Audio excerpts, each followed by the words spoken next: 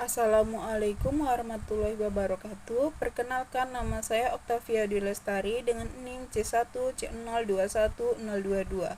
Di sini saya akan mempresentasikan makalah yang telah saya kerjakan dengan judul Ilmu Keperilakuan dalam Perspektif Akuntansi di mata kuliah Akuntansi Keperilakuan dengan dosen pengampu Bapak Dr. Wirni Eka Putra, SE, MSI, CIQNR, CSRS.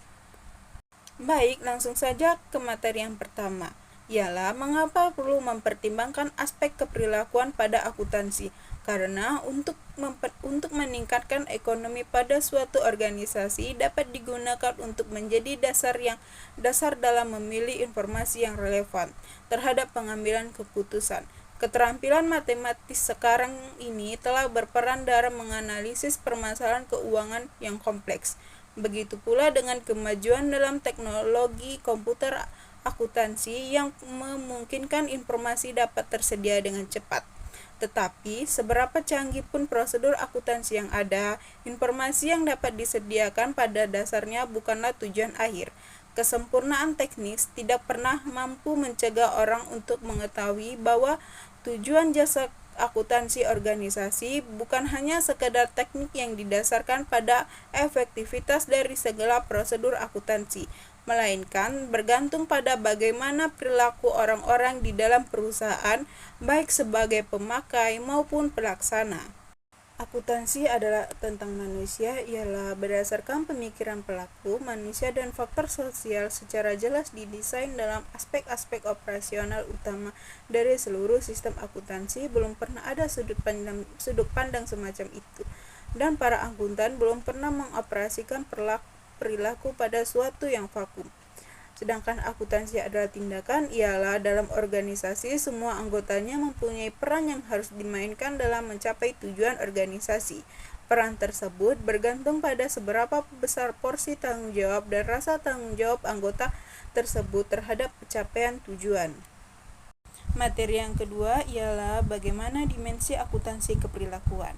Akuntansi biasanya hanya berpusat pada pelaporan informasi keuangan. Pada beberapa dekade terakhir, para manajer dan akuntan profesional mulai mengetahui kebutuhan akan tambahnya informasi ekonomi yang dihasilkan oleh sistem akuntansi. Oleh karena itu, informasi ekonomi dapat ditambah dengan tidak hanya melaporkan data-data keuangan saja, tetapi juga data-data non-keuangan yang terkait dengan proses pengambilan keputusan.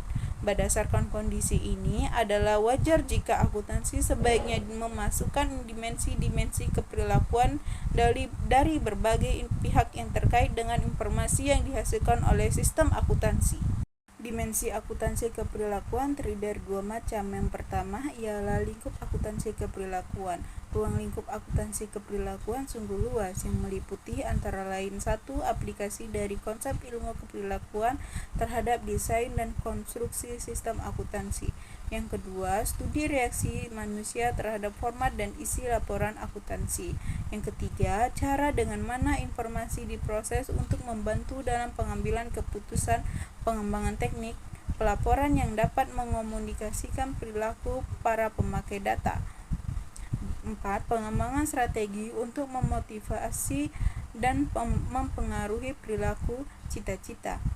Serta 5. Tujuan dari orang-orang yang menjalankan organisasi.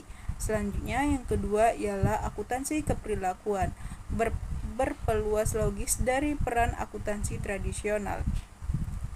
Pengambilan keputusan dengan menggunakan laporan akuntansi akan dapat menjadi lebih baik jika laporan tersebut banyak mengandung informasi yang relevan. Akuntan mengakui adanya fakta ini melalui prinsip akuntansi yang dikenal dengan pengungkapan penuh. Prinsip ini memerlukan penjelasan yang tidak hanya berfungsi sebagai pengganti dan penambah informasi guna mendukung laporan data keuangan perusahaan, tetapi juga laporan yang menjelaskan kritik terhadap kejadian-kejadian non-keuangan. Informasi tambahan ini dilaporkan baik dalam satu kerangka laporan keuangan maupun dalam catatan atas laporan perusahaan. Materi yang ketiga ialah pengertian lingkup dan sasaran ilmu keperilakuan menurut para ahli. 1. Menurut Siegel dan Maroney 1989 menulis pada laporan tahun 1971 American Accounting Association Communities berdasarkan pada Behavior Syncret Context of the Accounting Curriculum mengembangkan lingkup dan definisi dari ilmu keperilakuan.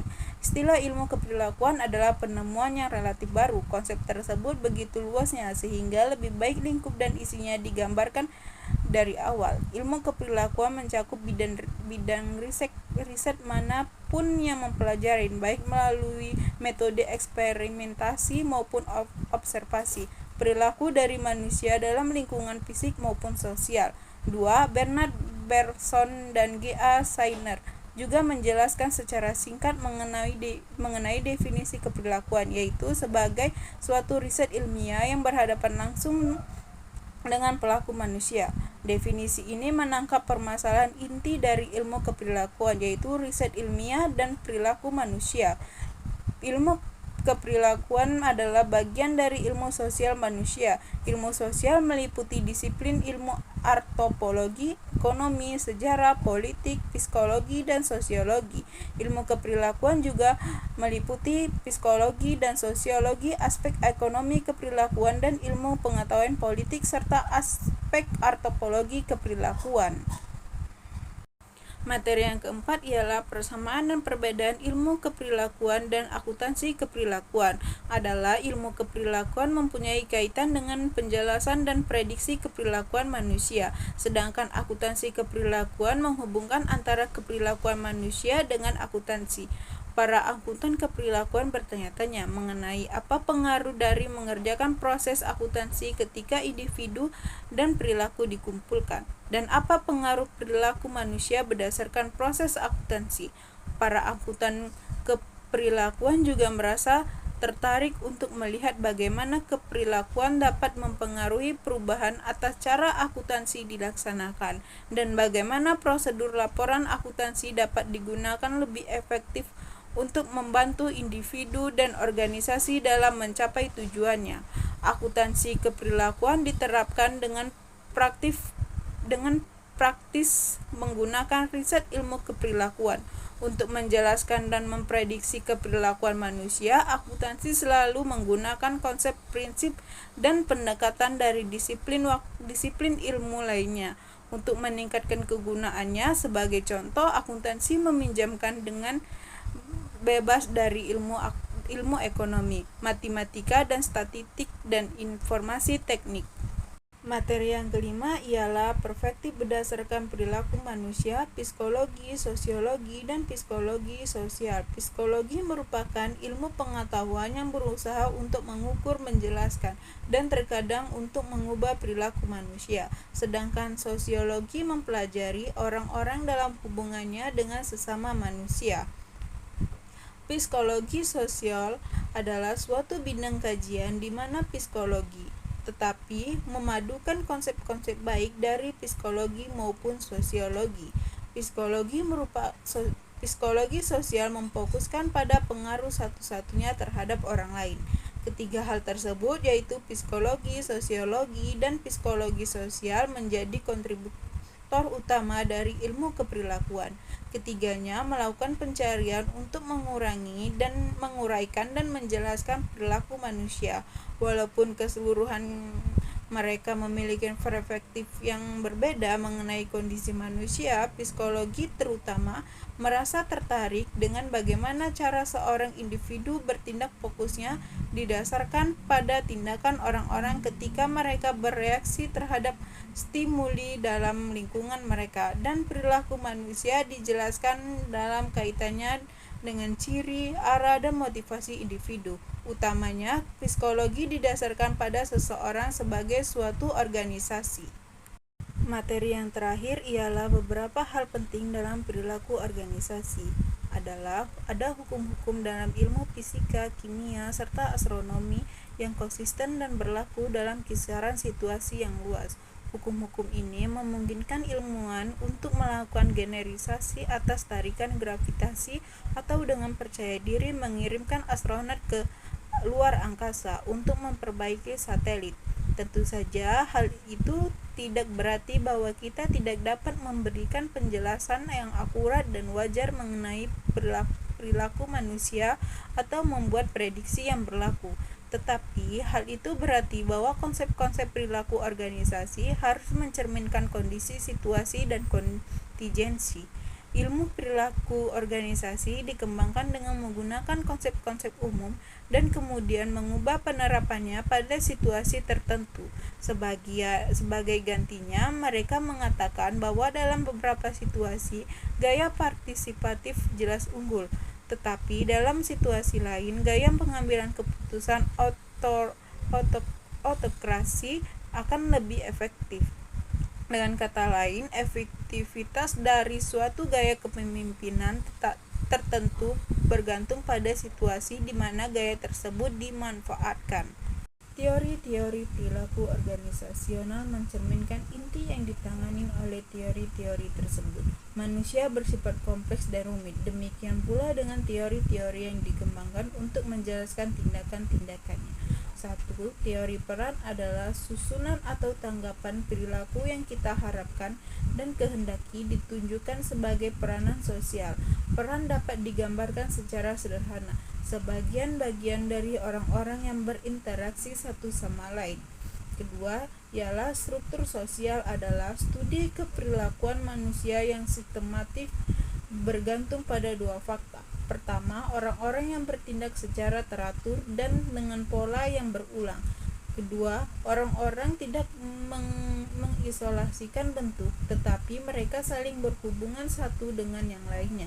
Jika orang-orang tidak bertindak dengan pola teladan atau pola yang sesuai dengan tuntutan lingkungan, maka akan tidak ada dasar bagi ilmu keperilakuan. Ketiga, budaya. Budaya merupakan satu titik pandang yang pada saat yang bersamaan dijadikan jalan hidup oleh suatu masyarakat. Tidak terdapat masyarakat tanpa suatu budaya, dan budaya tidak ada di luar suatu masyarakat. 4. Ialah konflik peran. Konflik peran merupakan suatu gejala psikologi yang dialami oleh anggota organisasi, yang bisa menimbulkan rasa tidak nyaman dalam bekerja dan berpotensi untuk menurunkan motivasi kerja. Konflik peran mempunyai dampak yang negatif terhadap perilaku karyawan, seperti timbulnya ketegangan kerja, penurunan komitmen pada organisasi, dan penurunan kinerja secara kelangsungan. 5. Komite organisasi. Komite organisasi merupakan tingkat sampai sejauh mana seseorang karyawan memihak pada suatu organisasi tertentu dan tujuan-tujuannya serta berniat untuk mempertahankan keanggotaannya dalam organisasi itu. Komitmen organisasi juga merupakan nilai personal yang kadang-kadang mengacu pada sikap loyal pada perusahaan atau komitmen pada perusahaan.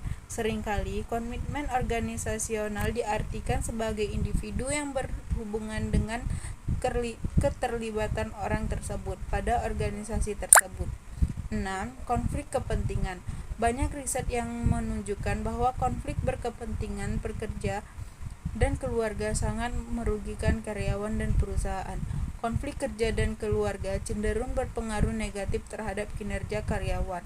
Hasil-hasil riset tersebut merekomendasikan perlunya manajemen perusahaan untuk mengambil kebijakan yang berinterpretasikan kepentingan pekerjaan dengan kepentingan pribadi. 8. Pemberdayaan karyawan.